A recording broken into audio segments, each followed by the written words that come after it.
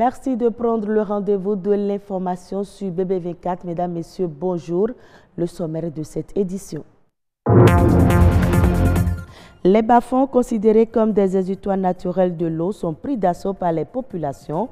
Le phénomène s'observe surtout à Cotonou malgré l'existence d'une réglementation. L'écotourisme baleinier, une activité proche de la nature et qui assure la protection des baleines. Au-delà de ce rôle, il contribue au développement du Bénin. Le bon fonctionnement d'une entreprise télécom passe par des ingénieurs bien formés, une opportunité de déboucher pour de nombreux jeunes en quête d'emploi.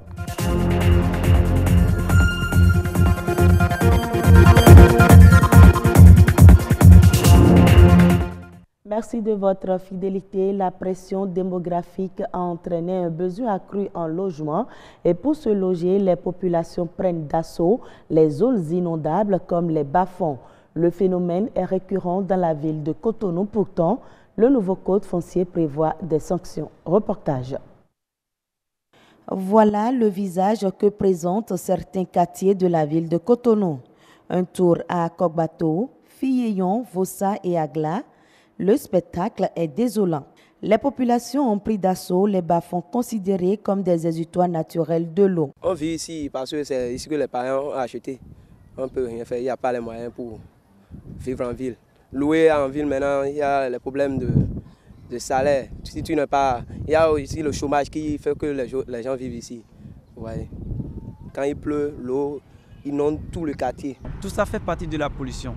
Les installations anarchiques, ça a pris d'abord du cran parce que d'abord il y a eu cet afflux des gens vers un développement qui n'est pas très équilibré. Tout le monde vient vivre, on n'a pas prévu là où les gens vont vivre.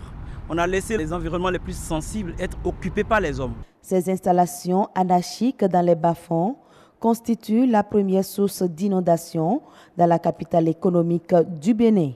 Mais les responsabilités sont partagées. On n'est pas à accuser seulement la population. Parce qu'il y a des endroits marécageux recasés. Recasés, vous savez, l'administration qui est chargée du recasement, la municipalité. Si c'est recasé par exemple par la municipalité, c'est officialisé. Tu es reconnu officiellement habitant ou propriétaire de tel lieu.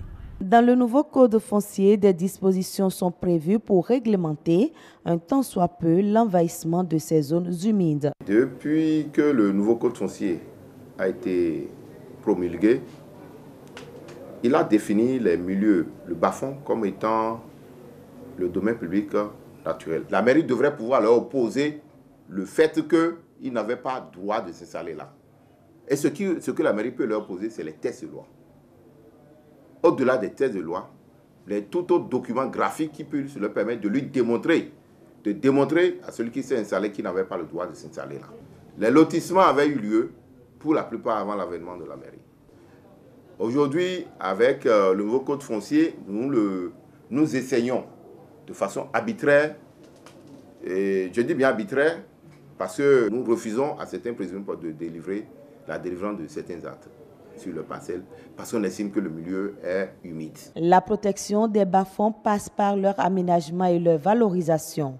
Il n'est pas du tout normal de s'installer dans les bas-fonds, mais à partir du moment où le fait est là et qu'on a encore des bas-fonds qui font preuve d'originalité, il ne faudrait pas attendre que les gens s'installent. Et nous avons compris dès le début que les marécages sont comme un mauvais dispositif dans le paysage pour les humains. Parce qu'on n'arrive pas, c'est difficile de s'installer, pendant la période de crue, ça inonde. Donc nous, on est en train d'utiliser une technique simple, c'est-à-dire on a commencé un petit aménagement au cœur de l'eau pour montrer aux hommes qu'en réalité, le système de bas-fond qui est là, il ne faut pas l'étouffer pour pouvoir s'installer. Il faut plutôt l'aménager et le maintenir comme étant une ressource naturelle que la nature a mis en place pour régler un certain nombre de problèmes. L'installation dans les domaines naturels est une infraction et un véritable problème pour l'environnement. Chacun doit jouer sa partition pour une prise de conscience des populations. Chaque année, les baleines séjournent proche de la côte atlantique dans le golfe de Guinée. Ces créatures offrent aux écotouristes des spectacles et des ballets époustouflants. L'écotourisme baleinier permet de valoriser et protéger ces mammifères et contribue également au développement économique du Bénin. Josiade Soubo-Direnou, directeur exécutif de l'ONG Nature Tropicale. L'écotourisme baleinier, c'est une sortie écologique et en direction de la mer dans l'intention d'aller observer des baleines. En réalité, c'est une aventure qui se fait en mer parce qu'aller en mer, ce n'est pas donné à tout le monde. Mais l'organiser dans le cadre écotouristique, ça demande certaines précautions à prendre. Et comme ça, on amène des touristes en mer pour aller observer des baleines. D'abord pour leur plaisir, mais aussi pour contribuer à la préservation de ces espèces qui sont les plus majestueuses qui existent au monde. Et les baleines sont les animaux les plus grands aujourd'hui qu'on peut retrouver. Et nous avons cette chance au Bénin que ces baleines visitent nos côtes entre le mois d'août et le mois de novembre de chaque année. Les baleines que nous avons, les espèces qui viennent chez nous, c'est surtout la baleine jubate ou la baleine à bosse. C'est une des baleines à la naissance qui pèse plus d'1,5 tonne. Et à l'âge adulte, c'est des animaux qui vont jusqu'à 30 tonnes. Mais ces baleines vivent normalement dans les eaux froides. Ça veut dire qu'au pôle sud ou au pôle nord, c'est là-bas, ces animaux vivent tout le temps. Mais pendant la période de reproduction, ça veut dire que quand la femelle atteint l'âge de reproduction, elle porte des bébés, elle vient à la maternité. Ça veut dire que le Bénin, le Togo, le Ghana, la Côte d'Ivoire, la côte de l'Afrique de l'Ouest constitue un sanctuaire pour la reproduction de ces baleines. Parce que ici, relativement, les eaux sont calmes, les eaux sont pratiquement chaudes, contrairement aux eaux froides. Quand ces animaux naissent, et ces bébés naissent, ils n'arrivent pas à supporter le grand froid. Et c'est comme ça, ces baleines viennent proches de nos côtes pour donner naissance à leurs bébés. Et c'est l'occasion d'offrir des spectacles au grand public. Quoi faisant, c'est que la baleine donne l'opportunité à ses enfants, à ses bébés, d'apprendre à nager. Et c'est en ce moment que tout l'apprentissage que la mer donne aux enfants permet aux touristes de constater que ces espèces sont les plus majestueuses. Je crois qu'il y a des exemples déjà en Afrique. Vous allez en Afrique du Sud, c'est une grande industrie qui s'est développée et qui se développe autour de la présence de ces baleines. Quand vous allez au Cap, c'est des agences de voyage qui organisent ces tours. Et vous savez, quand des touristes sont intéressés à venir dans votre pays, les touristes dépensent de l'argent en vivant d'abord dans les hôtels, mais aussi en allant en mer pour aller observer ces choses. Ce n'est pas gratuit, ça coûte de l'argent. Et je crois que si le Bénin travaille sérieusement pour développer ce tourisme, on a beaucoup à y gagner. La télécommunication occupe une place importante dans le fonctionnement des entreprises télécoms et pour répondre à cette exigence, la formation devient impérieuse. Un tour dans 2 centres de formation en télécommunication. Étudiants et enseignants nous parlent ici de leur formation et des éventuels débouchés qui s'offrent aux ingénieurs et techniciens télécoms. Mathieu Sokenou, Patrick Adjagoudjou. Les étudiants en première année de formation en ingénierie des technologies de l'information et de la communication. Ces futurs ingénieurs télécoms et réseaux sont fiers de se faire former dans ce domaine. La technologie est une passion pour moi. J'aime tout ce qui concerne les trucs techniques, les ordinateurs, l'Internet, un peu de tout. J'ai toujours été fasciné par le transport de l'information d'un point A vers un point B. Depuis ma tendre enfance, c'est quelque chose qui m'a beaucoup marqué et j'ai choisi les télécoms pour pouvoir percer le secret qui était derrière cette transmission. J'ai la conviction que les années prochaines, la télécommunication aura des ingénieurs et des techniciens aptes pour la faire émerger dans notre pays. Les télécommunications, un secteur qui innove en permanence et attire de plus en plus d'investisseurs à l'aide du numérique. Dans les écoles d'ingénieurs télécoms et réseaux, Les diplômes de fin de formation des cycles 1 et 2 sont la licence et le master. On commence par 2 années de classe préparatoire qui est une formation intensive en sciences.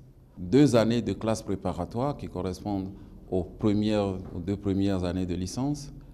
1 année de licence en génie télécom et TIC. La licence en multimédia, Internet et communication que nous appelons MIC, comme la licence en communication digitale, comme nous l'appelons DC, etc. Et 2 années de master. Nous recrutons au niveau des bacs scientifiques, bac C, bac D, bac F, etc. Pour être admis dans les écoles d'ingénieurs des télécommunications, il faut avoir certains prérequis. Il faut avoir le sens de l'innovation. Il faut d'abord que le jeune montre son autonomie et sa vision. Nous acceptons difficilement des étudiants qui viennent et qui disent « je veux le faire parce que papa le veut ». Il faut qu'il soit motivé, il faut qu'il ait envie de créer et il faut que les télécommunications lui plaisent. Sur le marché de l'emploi, les ingénieurs en télécommunications figurent en tête des profils les plus convoités. Ils sont recherchés, entre autres, par les entreprises de services numériques, les startups qui développent des applications mobiles et appareils high-tech. Les NTIC, c'est ce qui est en vogue, c'est ce qui se développe avec la plus grande vitesse. Donc, c'est un marché qui est très prometteur. J'espère qu'en terminant ma formation en télécom, j'aurai du boulot et je serai aussi très bien payée. Il n'y a aucune entreprise, aucune structure d'État, aucune organisation villageoise que vous voulez, quel que soit le cas, qui n'ait pas besoin de communication aujourd'hui. Ça veut dire que celui qui sort d'ici aujourd'hui, il est capable de travailler dans tout. Il travaille dans le secteur des télécommunications chez les opérateurs. Mais ce ne sont pas les opérateurs qui absorbent aujourd'hui la plus grande partie. Ce sont les banques, ce sont les assurances, ce sont les hôpitaux, etc., etc. Si le numérique est en train d'envahir tous les secteurs d'activité, il n'en demeure pas moins que le Bénin dispose très peu d'écoles en télécommunications et réseaux. Un défi à relever. Hors du Bénin, au Ghana, les opérateurs GSM annoncent la hausse dès le 1er novembre des coûts de communication selon la Chambre des télécommunications du pays. Cette modification des prix va intervenir suite à l'introduction de nouvelles taxes par le gouvernement depuis le 1er avril dernier. Le directeur général de la GCT a expliqué que ces nouvelles taxes sont clairement des taxes à la consommation qui ont une incidence certaine sur le coût de divers produits et services. Pour les consommateurs mécontents, cette augmentation de prix viendra restreindre davantage leur pouvoir d'achat. Le Sénégal et les États-Unis d'Amérique signent ce mardi une déclaration de partenariat qui entre dans le cadre de la 2e phase de l'initiative alimentaire pour l'avenir. L'accord est un engagement des 2 gouvernements à s'attaquer ensemble aux causes profondes de l'insécurité alimentaire et renforcer la résilience. Il devrait en principe consolider l'engagement des 2 parties à la mise en œuvre des stratégies nationales du secteur agricole. L'objectif commun est de réduire la faim, la malnutrition et la pauvreté au Sénégal. Une démarche qui va s'appuyer sur 3 axes: exploiter l'agriculture pour la croissance économique, augmenter la résilience et améliorer la nutrition. Ainsi se referme ce journal, mesdames, messieurs. Merci de l'avoir suivi.